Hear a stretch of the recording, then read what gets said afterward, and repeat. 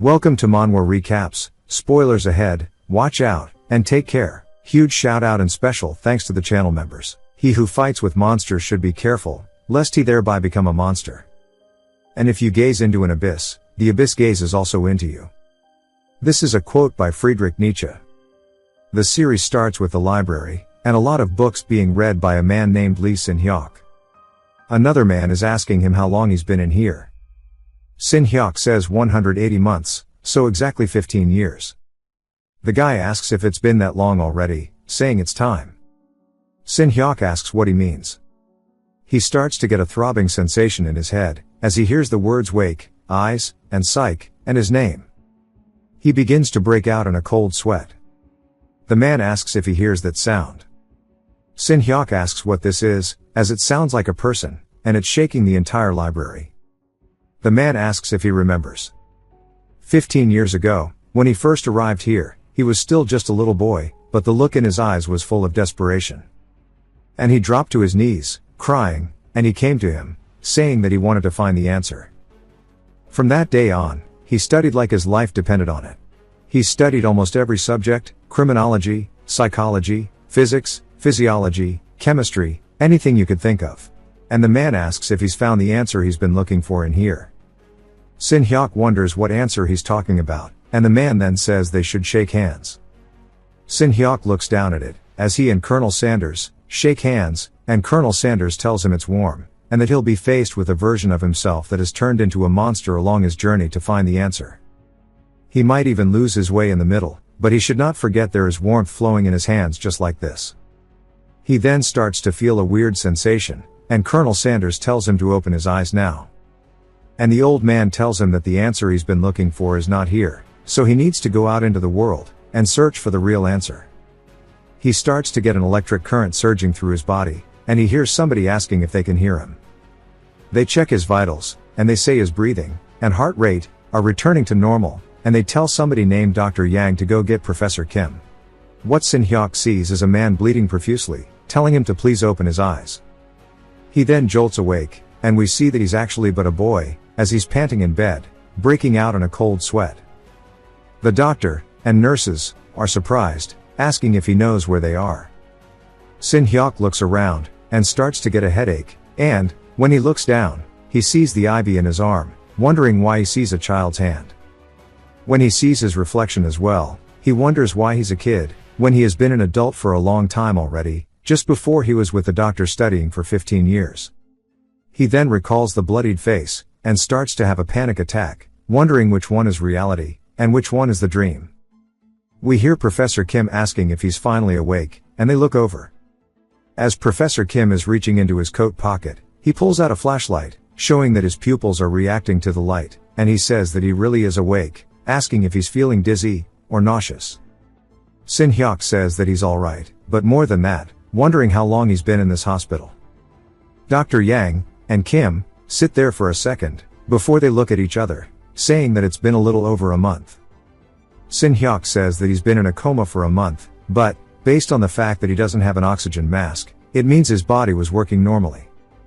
The doctors are surprised by him picking up on this, saying that it seems like he's interested in medicine. Sin-hyuk doesn't know how to explain it, saying that he is, but he can't tell them that he learned medicine in his dreams, saying that he is interested in it. Professor Kim is excited, saying that he must be curious about the state he was in while he was sleeping. Sin-hyuk says he is, and he says that it's a new case for him, so he's also curious, but he should listen to what he has to say first. While he was in a coma, they observed a similar brain pattern for a month.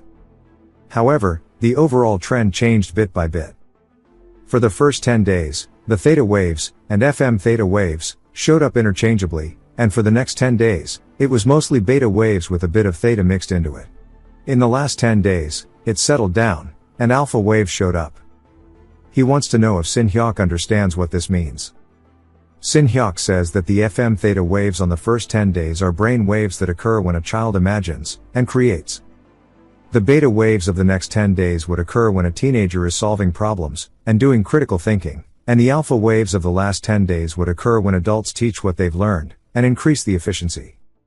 Sin-hyuk then realizes what this means, as the last 15 years he spent studying inside that library with the doctor was all within his brain. His brain waves reflected that his body was actually growing into that of an adult, so 1 month was 15 years for him. Professor Kim starts to laugh excitedly, and says that's amazing, asking how a kid can know so much. Dr. Yang tells him to calm down, and Kim says that he got too excited. Sin Hyuk heads to the bathroom, and washes his face, saying that he remembers now how he got into a coma. It was a snowy night, and we see him beaten to a pulp, as somebody is grabbing onto his shirt, saying to follow him. Sin Hyuk tells him they shouldn't drive when he's drunk, and we learn it's his father. His father asks who he thinks he's lecturing, and to get in. As they are driving away, Sin Hyuk tells him the road is slippery, and he should drive slowly, but his father tells him to shut the hell up, and that he should go to the police station, and tell them that that son of a bitch killed his mother, asking if he understands. Sin Hyuk then spots something in front of the car, telling him to slow down, as there's a man crossing the street. His father swerves to avoid him, and, when he does, his tires are unable to stop, and they end up jumping off of some stairs, bouncing all the way down them left and right, until they finally come colliding head first straight into the snow. The impact of them hitting it was hella severe, as all that's heard is a loud crash.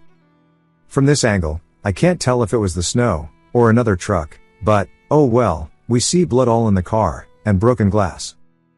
Because his father's head is straight into the dashboard, we see him motionless, his blood is pouring out of his head, eyes, and nose.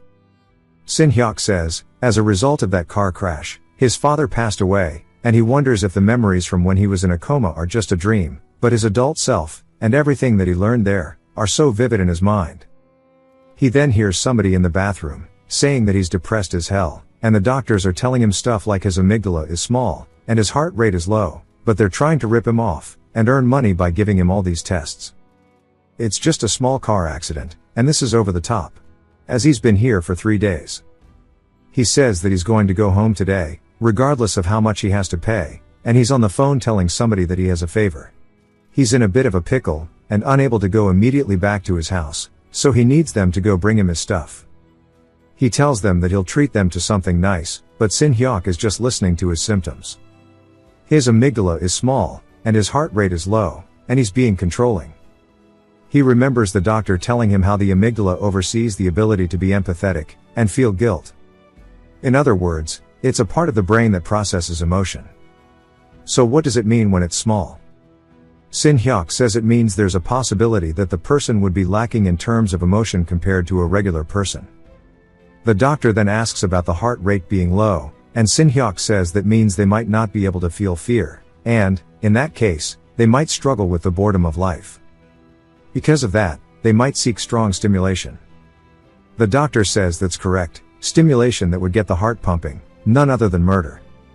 The door slowly opens, and Sin Hyuk waits to see who exits, as we see a man with a cigarette in his mouth staring at him. The guy seems to recognize Sin Hyuk, asking if he's allowed to walk around already. He then says that he probably doesn't recognize him, but they are in the same hospital room, and that he's quite famous right now, because he woke up from a coma after a month. Sin Hyuk, though, seems to be thinking about something, and points out that his hand is injured.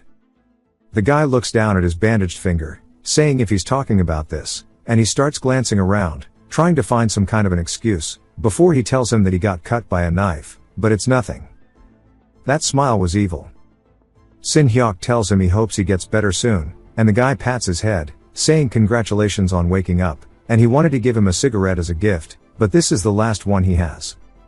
He then flicks it into the bin, and Sin Hyuk's still just lost in thought. The guy says that he'll see him later, and closes the door.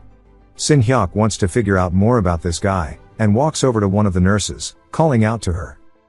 She responds to him, and he says he wants to use the internet, asking if he can borrow her phone. She says of course, he must be curious about how much the world's changed. He says that he is, and, as he starts browsing it, he's surprised, because he sees that there was a random murder targeting a woman, and how the victim is currently under treatment at a nearby hospital, and, if the cut was an inch deeper, she'd have died, and it was 3 days ago. Sin Hyuk starts thinking about the scene in his head. He's vividly imagining the woman walking, and, when she turns to the sound of somebody running, she gets stabbed from the side. Sin Hyuk says that it was by a left-handed person, based on where the injury was, and the guy who said he got cut by a knife was also left-handed, and how he's been in the hospital for 3 days. Sin Hyuk says, if he bases it on the things he learned in his dream, the chances of that man having committed murder, or attempted murder, are around 99%. He thanks her for letting him borrow her phone, and she says to just let her know when he wants it again. Sin Hyuk wonders if the things he learned in his dream will work in real life. He looks at a phone booth, saying that, since there's around a 1% chance, he needs to figure it out himself, as he actually took the guy's cigarette, and bagged it for DNA evidence. As he picks up the payphone, he wonders why the hell he feels like smiling, and he starts dialing the police. It jumps to the police station, as somebody is getting scolded for their performance. The man asks if he's not embarrassed, as a person who got in later is going to get a promotion before him, and he's just going to sit here, and let it happen.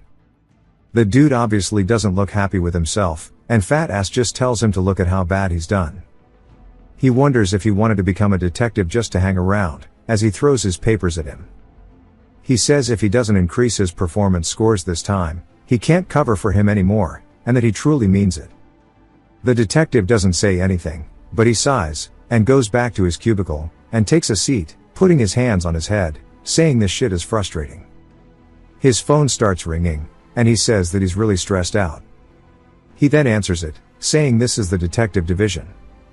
We hear Sin Hyuk asking about an attempted murder against a woman 3 days ago. The detective is just confused why he's asking the question, and Sin Hyuk says the culprit is named Jo Young-hoon in room 1407 of Daein University Hospital. The detective asks who he is, and Sin Hyuk says he tried to fake his voice and accent to sound more mature, but he'll probably think he's a student going through puberty at most, and no police officer will take action after hearing this, so he'll likely increase his credibility by revealing information that only parties involved with the case are meant to know.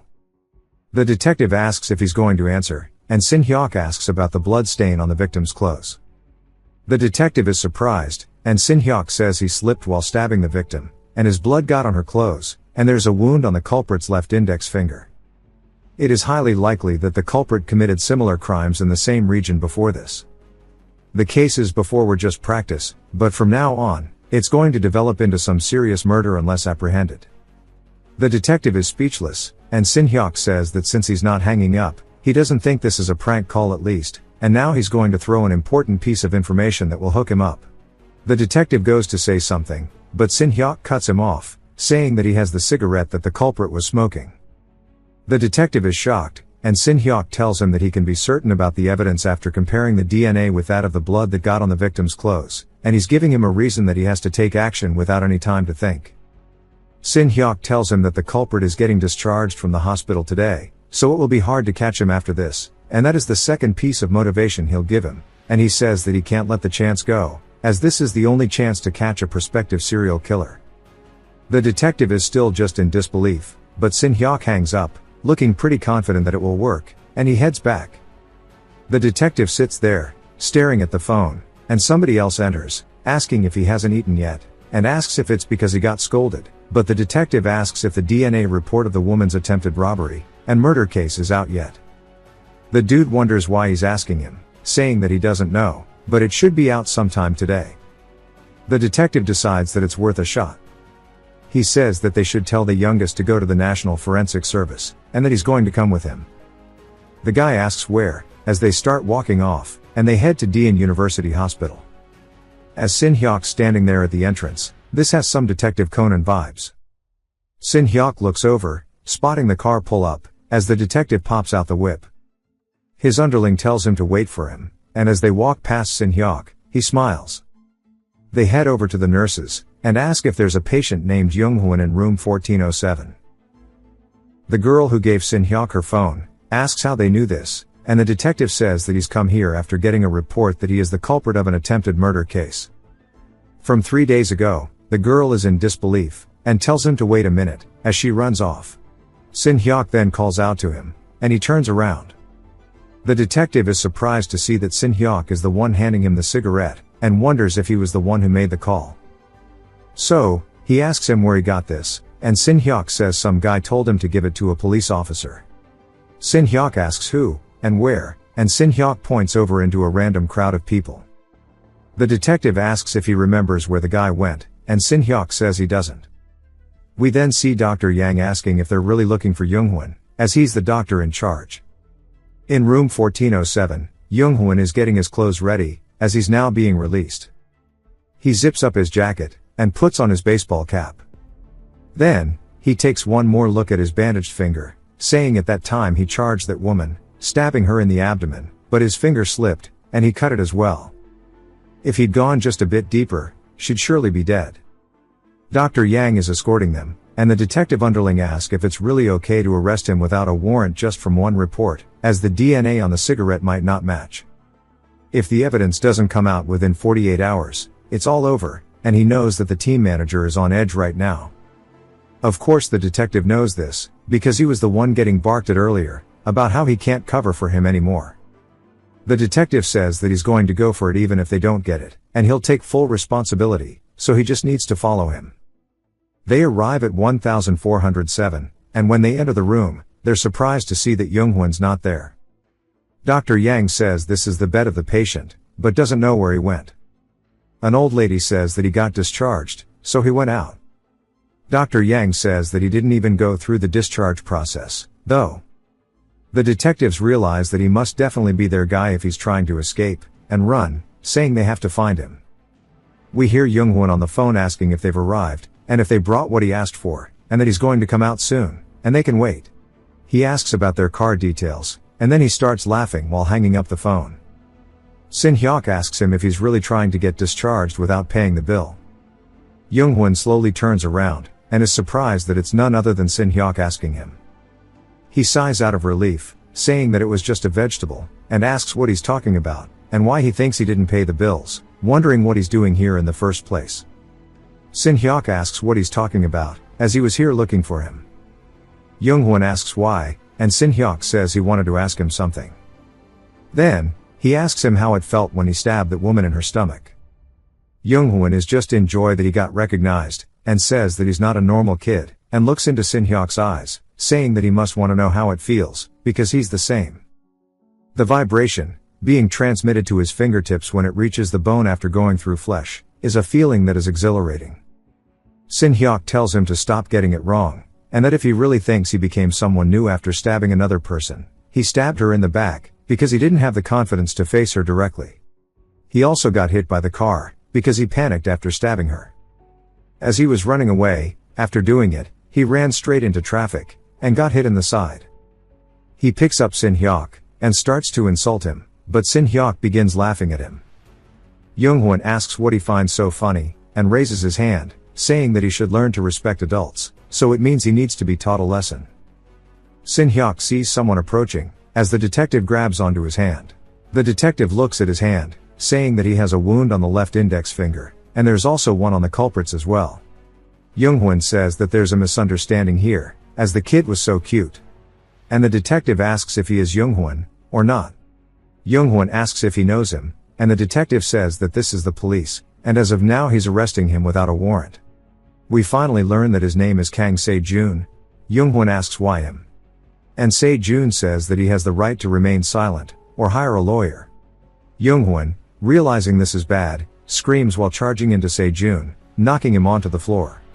He then starts to make a break for it, and he tells his partner to go get that dude. Sin-hyuk sees him running, and sticks his leg out, causing him to run straight into it. And Young-hoon now realizes that there's no hope for escape, as he faceplants straight onto the floor. He yells, saying to let him go, as he's a patient here, and there's no way it's okay for the police to do this. As Se-jun's leaving, he spots Sin-hyuk, telling his partner to get him to the car first, as he'll catch up soon, and leaves his partner to deal with him. Se-jun asks him if he remembers him, and Sin-hyuk says he does. Se-jun then asks if the guy who gave him the cigarette didn't say anything else, and we see Professor Kim approaching, asking what's going on, and saying that he's the doctor in charge of Sin-hyuk. Se-jun says that he's with the police, and got a report, and he seems to have met the person who reported it, so he was going to ask him a few questions. Professor Kim apologizes, saying that this kid was in a coma, and only woke up recently, so he's unstable. Sin-hyuk calls out to Professor Kim, who asks what. Sin-hyuk looks up at the doctor, telling him that he's okay now, and tells Se-jun that the guy told him that Young-hoon had a small amygdala, and low heart rate, and tendency of manipulative antisocial personality disorder. However, he's depressed. Se-jun asks about his depression, and Sin Hyuk says that those traits are an early-stage serial killer, the depression after their first murder, or attempted murder, after taking such a big risk when it's not as satisfying as they expected, and it makes them feel bad. The problem is, the next crime can't end as just an attempt, because they'll try to overcome the depression with it. If the next one is successful, they'll commit another, and before you know it, they'll end up becoming a serial killer in the end. Se-jun's just surprised, and Sin Hyuk continues, saying that if Young-hoon is left alone, another victim will definitely emerge. Se-jun is just surprised that he was told all of this by a random guy in passing. Sin Hyuk says that it's true. Professor Kim says that that's enough for today.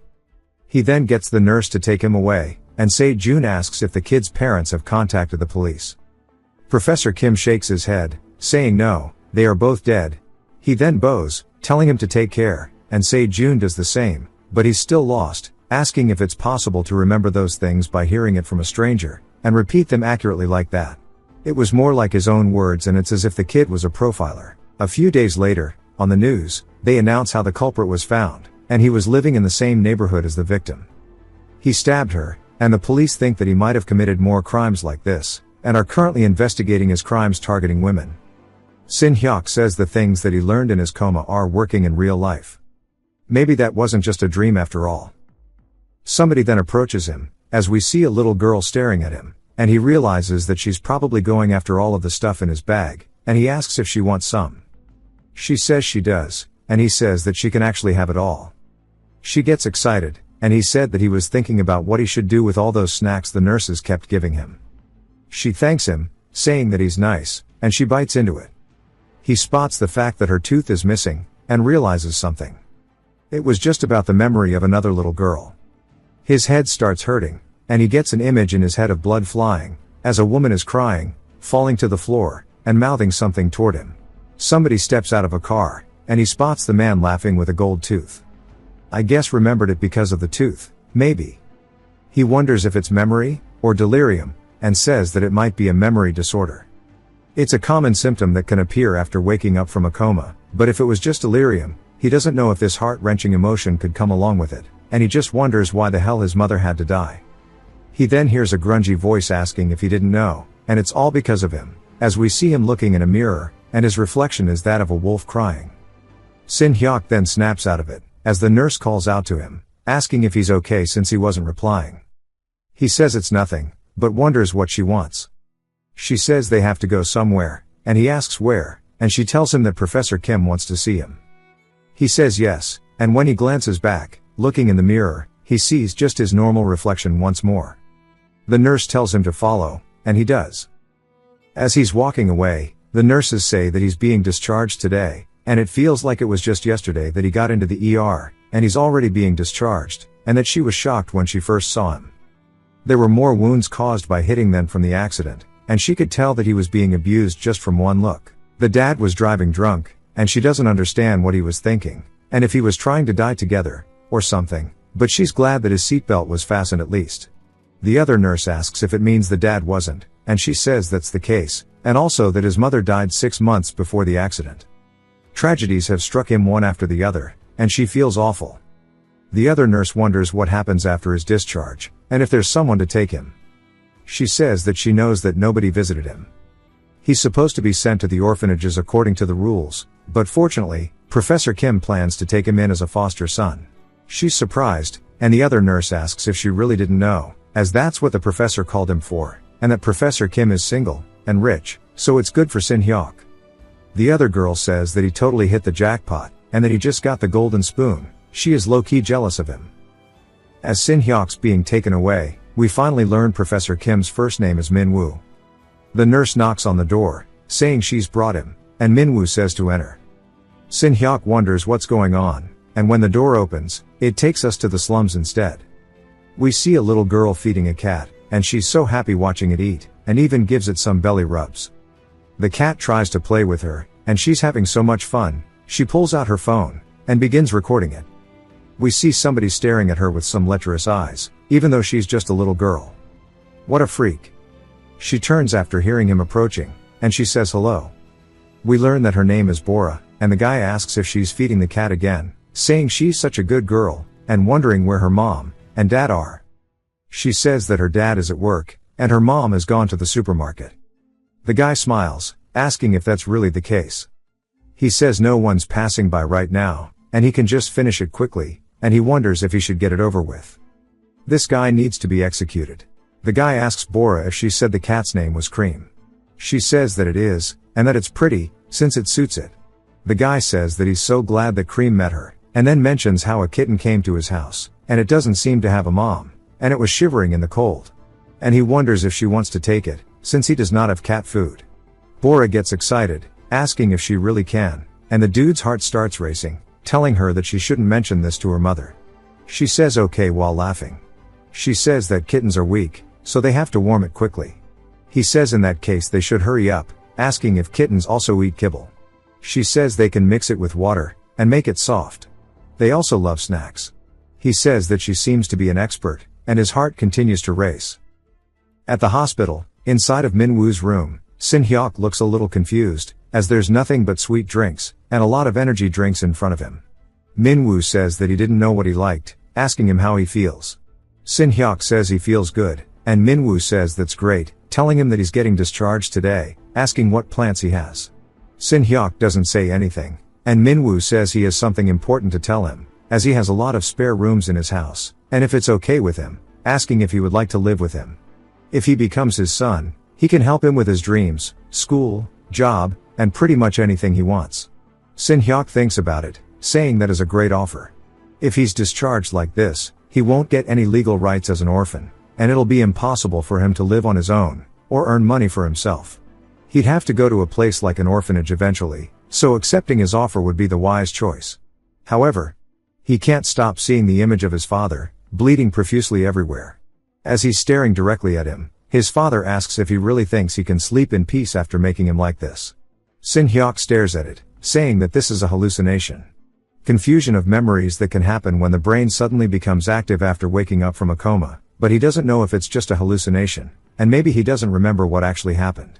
Minwoo asks what he thinks about staying with him, but Sin-hyuk says he wants to ask him for something. Minwoo tells him to speak his mind, and Sin-hyuk asks if he could be his legal representative. This catches Minwoo off guard, asking what he means. Sin-hyuk explains that he's grateful for his suggestion, and he'd definitely live a happier life than before if he became his foster son, but he has to go back to his house, and settle some things, as there are some things he has not solved yet. Minwoo asks what he means, and Sin-hyuk says the death of his father, and his mother, as he doesn't believe they were just accidents. Minwoo is surprised, asking him what he means, saying that he can't leave a child alone. Sin-hyuk says he also wants to continue this relationship with him, but he can't just do that right now. If he stays with him before solving this problem, he thinks it'll end up causing him problems too. His father laughs, saying that he realizes what kind of person he is, a person who only harms others, and shouldn't even have come to this world. Sin-hyuk jolts up out of his chair, and bows, begging Minwoo. If he becomes his foster son, he'll have to go to school, and his actions will be limited, but he can't decline his offer, and get into society as a minor. A legal representative is the best choice to get both benefits. Minwoo thinks about it, wondering if this is something kids at this age usually say, and if he's not scared of living alone, but he doesn't know how to convince a kid who's talking so maturely. He calls Sin-hyuk's name out, saying that he doesn't think he can agree with it, sending him back to his house alone, that is, but he does think that he's different from usual kids, so he wants to give him a chance, as he agrees to be his legal representative. Sin-hyuk thanks him, but Minwoo says that he has a condition first. Sin-hyuk looks down as Minwoo hands him a phone, telling him to take it. If he contacts him every day, and tells him how he's doing, that will be the condition. He sighs, saying that he prepared it as a gift for his discharge, but he didn't expect it to be used like this. He then laughs, telling him to look at the backside, as there's a card attached to it. Minwoo says 300,000 won will be sent to it every month, and he can always call him if he needs more. Sin-hyuk looks back up at him, and Minwoo puts his hand on his shoulder, saying that he mentioned wanting to continue the relationship. It's the same for him, as he wants to cherish this, so he shouldn't think that he's alone, and he wants him to trust, and rely on him.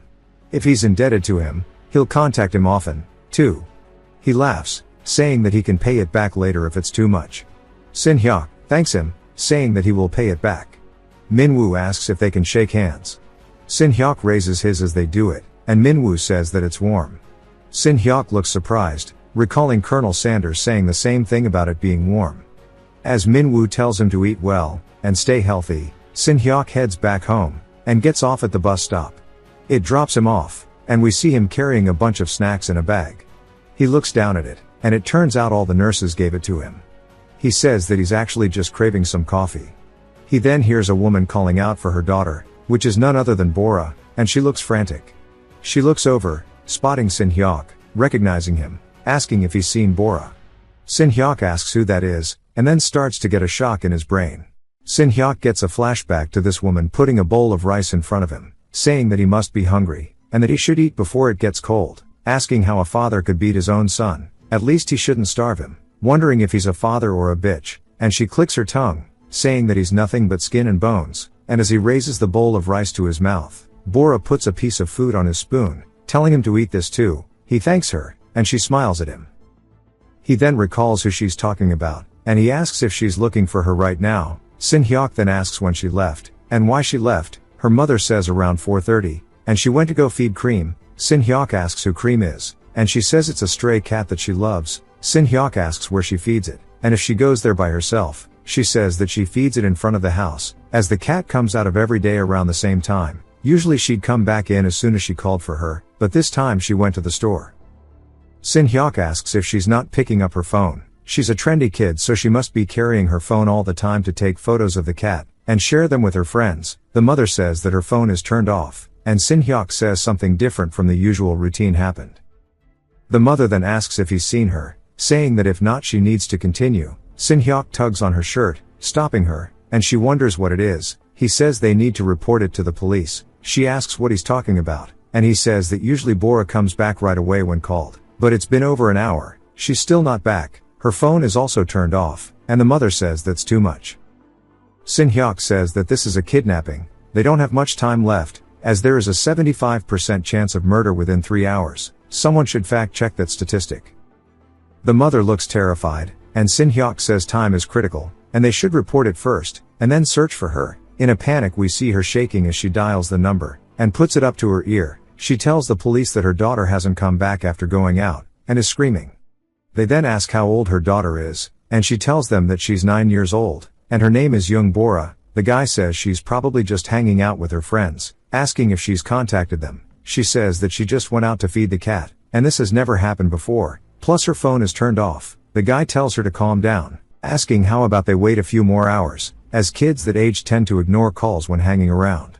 Sin-hyuk realizes this isn't going to anywhere, and sets down his bag as the mother is panicked. Sin-hyuk pulls out his phone, and starts to call somebody. Minwoo answers, saying that he called him right away, asking if he's arrived, and Sin-hyuk says that he has a favor to ask him. He thinks his friend has been kidnapped, and they call the police, but they think it's just a simple getaway, and are trying to avoid investigating.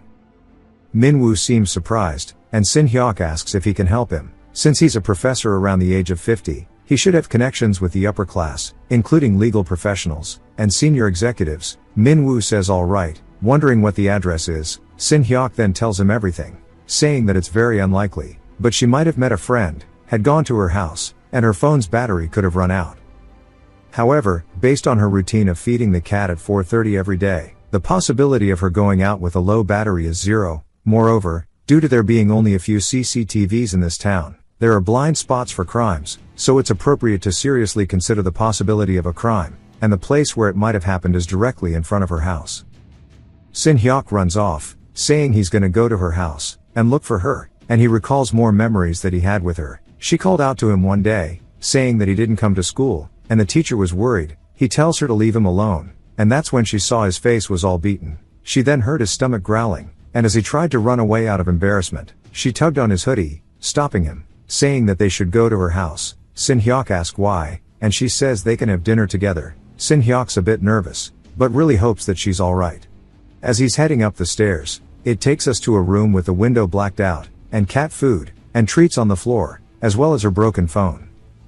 And we see nothing but her legs. As the creep is panting, he hits a nasty smile. I hope she's okay.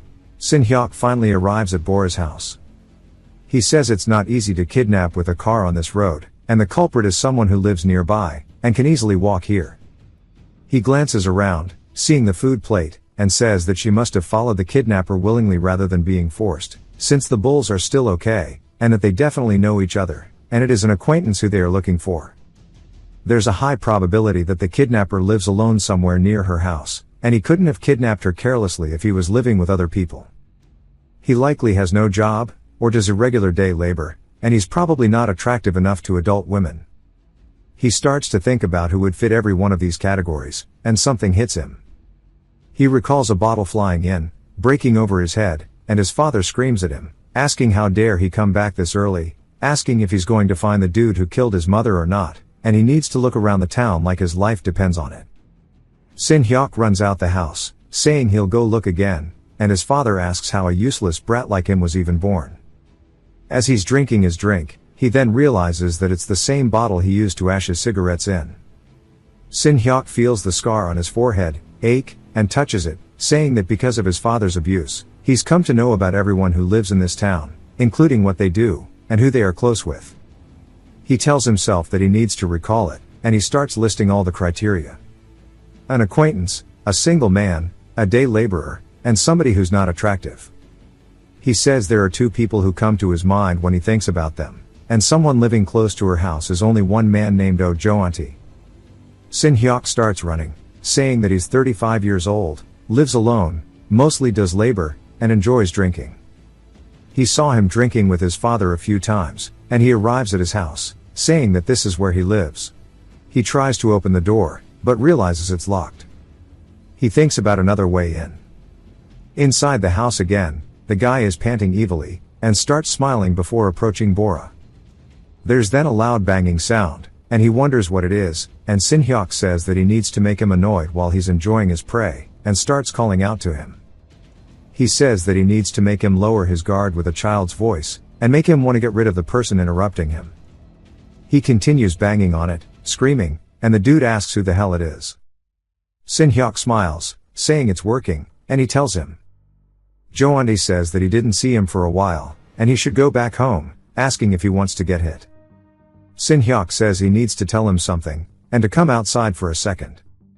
Jo-aunty asks if he wants to die, telling him to stay right there. Sin Hyuk listens to the sounds of him opening the door quietly, and says that he's definitely hiding something inside the house. Jo-aunty opens the door pissed, saying that he must really want to die, asking how dare he piss off an adult. Sin Hyuk says there's a high probability that he is the kidnapper, but he can't be certain, so he'll see his reaction to the question, and decide. He says he promised to play with Bora, asking if she is still in his house. Jo-aunty asks what he's talking about, and thinks about it, and asks why he thinks she's here as she's not, and tells him to go away while he's still being nice. Sin Hyuk says that he saw her going into her house with him, asking if she already went home. Sin Hyuk tries to look past him, and he blocks his path, asking him what the hell he saw. Sin Hyuk says now he's certain. Jo-aunty grabs onto his shirt, and asks him if he really saw it. Sin Hyuk looks over, causing him to look over, and he's surprised, as there's a cop car at the foot of the driveway, and cops start to exit. He starts laughing, and lets go of Sin Hyuk, saying this is awkward, as she told him not to tell anyone, as she's playing with a kitten right now. Sin Hyuk says his pupils are shifting to the right, saying nonverbal cue for making up shit that isn't true. He asks about the kitten, and he says it's hella cute, asking if he wants to see it. Sin Hyuk asks if he can. As soon as Sin Hyuk does, Jo-aunty closes the door behind him, and locks it. Sin Hyuk looks at it, and says she's definitely going to be happy to see him. Back to the cops. The guy driving asks his superior if everything's alright, and he always said patrolling this town was a waste of time. He says that he thinks they're getting pressure from above, as they get a call from the main office. The dude asked why the main office all of a sudden, and he says that he doesn't know, he just does what they tell him to. He then tells him to stop here, and he says that they should look around a little bit, and go grab some coffee, and as they hop out, that's when Jo-aunty spotted them, and got scared. And Sin Hyuk followed him in, because he says it's important to do as he says, as the priority is to check if Bora is okay, and of course we know he locked him in. But Sin Hyuk instantly spots how the windows are blocked with black plastic bags, and that there's something in there that shouldn't be seen, which means Bora is in there. Jo-aunty asked what he's doing, telling him to go in, and Sin Hyuk asks if he knows this, telling him that motor nerves and sensory nerves are all gathered in the temple, so if he gets a strong shock there, he might faint instantly. Jo-aunty asked if he ate something weird, wondering what the hell he's talking about, and Sin Hyuk says normally he can't reach his temple because he's just a kid, but if he steps on the stairs like this, he's about the same exact height as him. Jo Auntie asked what he's talking about, and that's when Sin Hyuk looks back over again, and wondering what he's looking at, Sin Hyuk smacks him in the temple with his phone as hard as he can. Jo Auntie starts to lose his footing, and stumbles backwards, and Sin Hyuk says he knew it. It doesn't work with just one strike, and he even hit right at his temple. He then leaps up off the stairs, rearing his phone back. He comes in for another attack, hitting Jo Auntie straight on the temple once more. We hear a loud thud as he's flopped onto the floor. Sin Hyuk runs over to the gate, and unlocks it, and yells, telling the cops that there's someone fainted in here, and bangs on the door over and over. He continues yelling, and the cops wonder what's with all the noise. They see Sin Hyuk waving, wondering what he wants. Sin Hyuk then runs to the door, saying that he hopes to God that Bora is safe, and when he opens it, he's surprised. The cops say that he was definitely coming from over here, and they see that there really is someone who fainted. They start waking him up, saying that he can't sleep here. The guy asked if there's any response, and he says that he's still breathing, but he's not responding, and they should maybe call the paramedics, but Sin Hyuk tells them to please come inside. They look at each other, and his subordinate asks why he's looking at him, telling him to go. As he starts running inside, he slowly opens the door, before he looks surprised, and we see Sin Hyuk holding onto Bora. He asked if they came for the report, saying that this is the kid they mentioned, and this is the little girl who was kidnapped, as we see her bawling her eyes out, asking if they see the man outside, as he's the kidnapper. The guy starts getting some cold sweats, and Sin Hyuk says he's taped her hands and feet, and locked her up in here. There's still evidence, fingerprints, and DNA, so they should call the forensic team to conduct an analysis. She's still in great shock, and needs to rest, so he'll contact her mother, so he should call for backup now. His superior is outside with Jo Auntie, and he keeps tapping on his back, calling out to him. He then opens his eyes, freaking him out, and he asks if he can hear him. Sin Hyuk then yells out his name, and starts running over, kicking him in the back of the head. The cop tells him that he can't do that, and Sin Hyuk says he's not a human. The guy asks what he's talking about, and Sin Hyuk tells him that he's a kidnapper who's worse than a beast, and that this guy should be arrested on the spot as a flagrant offender. The ambulance arrives, and they start taking her away with police escorts behind, and the forensic team starts going in to get the evidence. Sin Hyuk watches as they take her away, and she's crying. Her mother then spots her, and she spots her mother, as they have a nice wholesome embrace. Sin Hyuk is still in shock, and wants to know if it's a human, or a monster. Sin Hyuk doesn't smile, but we see his eyes are feeling a bit empathetic. At the police station, Jo Auntie is trying to say it's a misunderstanding. She says she wanted to see a cat. It's none other than Se-jun, who slams his hand on the table, asking what the hell he's talking about, as his fingerprints are all over the box tape that tied her up, and her phone, so how dare he talk bullshit in front of him. He's got a witness statement, and there's no way for him to escape, so he needs to know everything. Jo Auntie says it's that little shit, and he hit his temple, and made him faint. Se-jun grabs him by his collar, saying that he treats him like a human, yet he dares lie to him. A kid half his size hit his temple. That doesn't even make sense, that he's nothing but a bum-ass kidnapper, and the only people worse than bugs are those who mess with children. Wondering what he was going to do to her after taking her away. If he doesn't confess, he'll treat him like a bug. Se-jun tells him to answer if he understood, and his coworker says he's so energetic. Broccoli Head says that he volunteered for the attempted murder case last time, and now this kidnapping case, and the guy who's with him in the hospital asks if it's okay to change dramatically like this. Broccoli says the team leader is going to have a good reputation, so it's good either way, and they agree as long as it doesn't affect them negatively. At the hospital, Bora's mother thanks him, saying that things would have been worse if he wasn't there. Sin Hyuk says it's nothing, and it's because she stayed strong, and that she should just consider it a nightmare, and think about good things from now on. Bora thanks him, and her mother says that he's become so mature. His mother would be so proud if she was still alive. Sin Hyuk looks down, thinking about how it's probably right. She then asks how somebody named Hyejin is doing, as she hasn't seen her since his mom's accident. Sin Hyuk asks who that is, and then he starts to get a splitting headache. She says that Hyejin is his sister, just wanting to know how she's doing. Sin Hyuk starts to faint. She screams out to him, as we see him laying out on the floor. He's completely lost in his own mind, and this was the little girl who he recalled after seeing that one girl. Sin Hyuk finally heads home, saying that the last time he was around here was around a month ago, but in reality for him it's been much longer due to his coma. We see somebody watching from around the door, looking over suspiciously. The guy then texts somebody, saying that he confirmed the arrival of Sun drone at Haikili, and he then gets a reply instantly, saying okay overload, continue monitoring until Vulture arrives at the dropping place. He closes his flip phone, and starts to look back again. Sin Hyuk enters, turning on the light switch. As he looks up at it, he then glares around the room, seeing how much of a mess this is, as it's a complete pigsty. He walks over a ramen packet, and continues that there's nothing but trash. And back when Bora's mother asked about Hyejin, and he had that splitting headache, he remembers that he had a sister, but he wonders how he could have forgotten it until now. Of course there could be some temporary memory loss, this has only been a few days since he woke up from the coma, but he wonders what this feeling is. The more he tries to think about Hyejin, he feels more terrified rather than him missing her, it's like a Pandora's box that cannot be opened. He then spots a book on a table, and picks it up, recalling how he got it. Quick side note, maybe he had killed his little sister, and that's why this series started off with that quote, just theory crafting, give me your thoughts. But Sin Hyuk goes to a bookstore with his mother, asking if he can really pick out anything he wants. She says of course, there must have been many books he wants to read, and he must be jealous that his friends are all reading already, and that since he's going to school soon, she'll buy him lots of books. She then tells him to go pick one out, and he runs over before thinking about it, and he finds one that catches his eye. He shows her, saying he wants to get this one. She asks if he's sure, as we see it's a science encyclopedia. She then asks why, and he says that somebody named Sholbam told him that an encyclopedia is like the combination of 100 books, that means he can achieve the effect of reading 100 books by reading this one, and save her money. She looks at him so proud, and he smiles at her.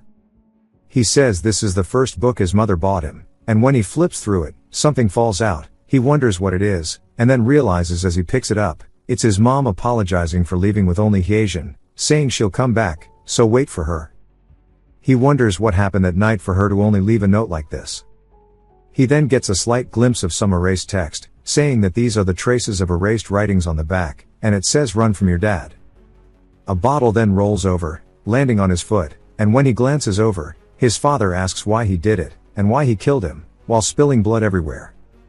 Sin Hyuk looks a little scared, and his father starts charging at him, asking how dare he kill him. Sin Hyuk just wonders what he's talking about, and then gets a flashback to him eating uncooked ramen, hiding inside of the utility room. His father then slammed the door open, asking why he's eating like a rat in here, and kicked him. Sin Hyuk hit the ground, and struggled to get back up, and he asked if that bitch Choi Seungmun hasn't come back yet. Sin Hyuk says that she hasn't, and all the lights were off, and the door was locked. He then throws the bottle, cutting his cheek from the broken glass, saying that he told her to keep an eye on him. He starts stomping him, calling him a little brat over and over. Eventually he gets gassed out, saying he can't do this anymore, and that he needs to get up, as they have somewhere to go. That was the night that Sin Hyuk tried telling him that he can't drive because he's drunk. His dad asked why he's lecturing him, telling him to shut up, and get in. Sin Hyuk notices his seatbelt, and then the wrapper of ramen in his hands. As his father is getting in the car, he debated one more time as he looked down at it. His father then opens the door, seeing Sin Hyuk sitting there, and goes to fasten his seatbelt, and of course it doesn't click because of the ramen packet. Sin Hyuk makes sure of this, as we see his eyes were just desperate for something to happen, as it didn't click in. That's when he drove off, and Sin Hyuk told him to drive slowly, but he tells him to shut up, and that he needs to go to the police station, and tell them that that asshole Choi Seungmun killed his mother, asking if he understands. Sin Hyuk then spots somebody in front of them, telling him to watch out, as there was a guy crossing the street, and that's when they swerved. When the car began crashing, his father's seatbelt became undone because of the packet, and they crashed straight into the ground. Sin Hyuk, reeling from the shock, glances over as he sees his father dead, head first into the dashboard, and he asks if he remembers him. Now Sin Hyuk understands, saying that he killed him, and his father says that he is nothing more than a murderer. The realization sets in, and Sin Hyuk screams no. The guy keeping watch outside wonders what's going on, and peers over, spotting Sin Hyuk running out of the gate. He then realizes he's supposed to be keeping an eye on him, and drops a cigarette, saying he just started smoking, beginning to chase after Sin Hyuk. They head downtown as Sin Hyuk is still making a sprint. He says that he can't believe that he murdered his father, and he hears that grungy voice once more. He immediately glances over, spotting the reflection of the wolf in the mirror. It causes him to fall backwards, scared, and he bumps into a guy, before apologizing. The guy says not to worry about it, and when Sin Hyuk looks back, he sees just his normal reflection once more, but then he spots something. He can tell this guy is tailing him. Deciding that he doesn't know what he wants, Sin Hyuk starts making a run for it. He texts somebody, saying the drone has escaped, and he wonders where the hell he's going. As soon as he turns the corner, the guy says it's a dead end, only to turn it, and see that Sin Hyuk's completely gone, leaving only his jacket behind. He wonders why he left his clothing, and picks it up, saying that was weird. Sin Hyuk then puts a glass shard to his throat, telling him to stay still. The guy is hesitant to move, but slowly starts reaching towards his pocket. And when he does, Sin Hyuk reminds him that this is a carotid artery. He'll die if this goes in even 3 centimeters, and he wouldn't try anything if he were him. He says he only has one life, and he should put his hands on the floor where he can see them. The guy does so, and Sin Hyuk asks why he's following him. He says he was just passing by, and Sin Hyuk starts to press it deeper. Sin Hyuk says when he lies, a hormone called catecholamine is released, making his blood pressure rise, and his heart beat faster. His carotid pulse just increased slightly, and if he cuts it a little bit, blood will be everywhere, so he better tell him the truth before he does that. The dude just wonders who the hell this kid is, saying that he might actually die here. The guy tells Sin Hyuk to let him go first, but Sin Hyuk starts pressing deeper, and that he got orders. Sin Hyuk asks what he means, and the guy says that someone designed and planned all of this. Sin Hyuk asks what he's talking about, and he says to take him somewhere and kill him in a car accident. Sin Hyuk asks why, and the dude says that it's because it makes them money. Sin Hyuk wonders if it's like an insurance fraud, and he says he's not sure. He just heard that it pays a lot. Even if they're young or poor, they can use everything like a cow. Sin Hyuk says he's talking as if he knows him, and he says of course he does, as he's known his whole family for a long time. Sin Hyuk asks if he's the one who killed his mom, and the guy says it's making him upset that he even thought that. Sin Hyuk then asks if he did something to his father, and the guy says bingo, his father started it all. That means that his dad was directly involved with his mother's death, but he can't be the person who planned all of this, the person who designed this, and dragged his father in must be someone else, and he wants to know who the mastermind is. The guy says he doesn't know, they just give him orders, and he does what they tell him to, as he's never met them. Sin Hyuk can tell he's not lying, telling him to take out his phone, and leave it on the floor. The guy, realizing this is a chance, tells him to wait, as his phone is in his pocket. As he goes to reach for it, he instead grabs onto something else, and swings, telling Sin Hyuk to die. We see blood on his shirt, but not on the area of his shirt that got cut. The guy laughs, saying that he's dead now, but we see it was his throat that got slit, as he begins bleeding out. He clenches his throat, getting it to stop, and Sin Hyuk says it was shallow, about 1 centimeter deep, but he might live if he goes to the emergency room, and he better hurry, and thanks him for the phone, as he heads out. The guy, still holding onto his throat, begins to panic. Sin Hyuk peers around the corner of the alley, saying that he doesn't see any more people like him, and he looks through his flip phone. He says that it has a password, but luckily he's by a PC cafe, saying that he can crack it if he has a computer.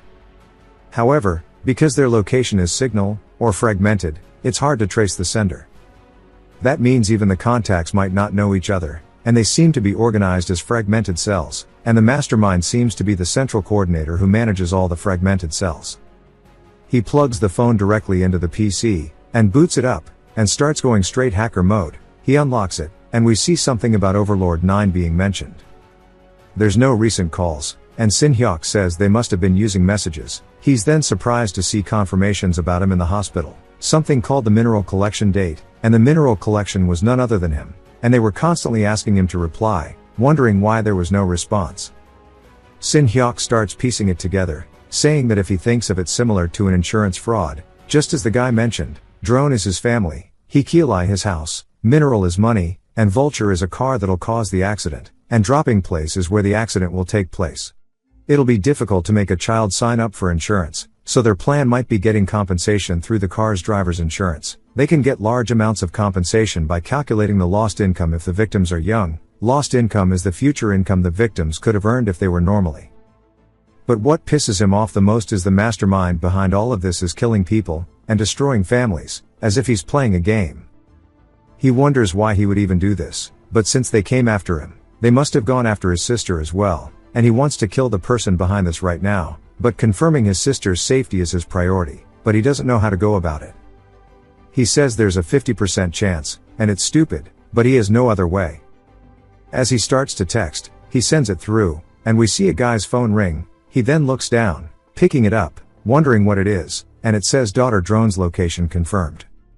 The guy is confused, saying that he ignored all of his messages, and now sends this nonsense. The guy replies back, and Sin Hyok's surprised, and he says that she was hidden by her mom a long time ago, and they've been unable to find her, asking what he was talking about. Sin Hyok sighs out of relief, saying thank God, but then notices another text, as the guy asks what happened to Sun Drone. Sin Hyok then replies, and the guy looks down at his phone, shocked to see Sin Hyok asking him blatantly if he's the mastermind. The guy just wonders what he's talking about. We see a kid playing a game. He takes off his headset, and asks the guy what happened, calling him Mr. CEO, and he calls the kid Aki. Aki asks him what's wrong. The guy says it's because this overlord bastard is sending him weird messages. Aki asks him to show him, and the CEO says sure, as he hands him the phone. Aki begins reading it, and tells the CEO it's a shame, but it seems as if he has been fooled. The sender of these messages is not Overlord. The CEO then asks who it could be, and Aki says it must be Sun Drone. CEO says he's only 9 years old, though, and then realizes he's probably right, as they were asking about daughter drone's location. There is no mention of daughter drone whatsoever in the messages exchanged before this. Despite that, the fact that he suddenly asked about her location means that he wanted to confirm whether they've worked on her or not. This shows how desperate he is, and if it's not someone from her family, then this behavior makes no sense. Since her only family left now is her older brother, he threw the bait personally, and the CEO bit hard. As a result, he ended up getting a gift. The CEO wonders how he got his hands on Overlord's phone, and says that it must have been because he picked it up when he lost it. Aki tells him that he is wrong, as the boy sent the messages in the language that they use. That means he threatened Overlord to obtain information, and took his phone. CEO says that he's only a 9-year-old boy. Aki asks if he has already forgotten what he did 3 years ago, as he was also 9 years old at that time. The CEO realizes that he's right, and we get a flashback to him running away when he had longer hair. He was obviously running for something, and that's when Aki peered around the corner, and afraid to bump into him, the guy stopped, and asked why suddenly appearing out of nowhere, saying he scared him. Aki then tells him this way is a dead end, and as the CEO ran by him, he asks if he wants to live. The CEO turns, and Aki says that he can help him. The CEO asks what the hell he's saying that he should just go to his mother, or father, and instead of staying here, he might end up getting injured. Aki says that his parents are both already dead. The CEO is surprised, and Aki says that if he helps him, he wants to know if he will do what he asks. The CEO says that it depends on what it is, and Aki says that some people need to be killed, as it was the people who killed his parents. The CEO looks very taken aback, and finally we see a whole group of thugs turn the corner, saying they found him. The CEO is in a panic, but Aki tells him to make his choice. The CEO looks back down, and Aki says that he needs to decide whether he wants to live, or die. Aki persuades him that day, and makes him snap out of it. Aki says that now that they've received a message from him, he should leave a reply. As he starts smiling, the CEO says that he has not seen that in a while, that expression of him having so much fun. Sin Hyok then gets the notification, and is surprised to see that they say it's nice to meet him. Sin Hyok says this is the mastermind, and it's what he wanted. Aki tells him they have not found the daughter yet, since they have been constantly throwing baits, it's only a matter of time for her to fall for it. Sin Hyok says he's intentionally provoking him, because they can find her any time. If he wants to stop them, he needs to try. So they're trying to force him to find Hyejin before them, but that's something that he must actually do. He wonders if maybe his mother left a clue about where she hid her, saying that he should go home and search, but that's too dangerous, as it could be a trap, and the uncertainty is too big. Moreover, if he could find Hyejin, they're always going to be in danger as long as they exist. In that case, he needs to destroy their organization, and that would be the best way to protect her. Aki gets a notification, and Sin-hyuk says that since he got rid of one of his members, there should be one slot open. Aki then looks amused, as Sin-hyuk asks if he can join, and Aki laughs, saying, "Would you look at that?" He wonders if maybe Sin-hyuk suffered a serious head injury when he was in the hospital. The CEO says he doesn't know, but he did hear that he was in a coma, and just recently woke up, and since he survived, they can use him as a cash cow, but wonders why he's asking. Aki is just more curious about if a person can subtly change this much, as if he has been reincarnated, just like him before when his parents died. At the PC cafe, Sin-hyuk just waits until he gets another notification, and he picks it up, as Aki says he wants to meet, telling him that the organization is not a place that can easily be joined, and an interview is required. Sin-hyuk replies instantly, asking about the location and time. Aki says 2 p.m. tomorrow at the fountain in front of the Murray department store plaza. Sin-hyuk closes the phone, saying the fact he purposely chose a meeting place with a lot of people means that he is wary of him. He's scrupulous and calculating enough to lead an organization through insurance fraud. What a guy like that wants to evade the most are things that create variables, so he needs to use the conditions he has to create them. The only card he has at his hands right now is one thing. He looks down at the phone, picking it up, and makes a call. We don't get to see who it is, but back to the CEO, Aki hands him back his phone, saying that he told him where to meet him. The CEO asks why it needs to be a crowded place, saying it would be easier to work in quiet. Aki says that he only plays games that he is confident in winning, though the probability of this happening is small. Since the police, or the special investigation unit could be involved, it's best for him to minimize variables as much as possible. The CEO asks if he's saying that a 9-year-old would try to set a trap for him. Aki says the chances are pretty low, asking if they still have that mole they planted in the police department. The CEO says yes, and Aki says they need to contact him immediately, and find out if there's an ongoing investigation related to insurance fraud. The CEO says okay, and starts to call his informant, but Aki's laughing to himself, saying that he can't wait for tomorrow. We then hear a phone ringing, as it's none other than Se-jun who picks up, but this is probably from Sin-hyuk's call, rather than the CEO's. We'll find out next time. If you've watched till the end, comment, claw, to let me know. Subscribe for more videos like this, leave a like or a comment to help the channel out. Thanks for watching.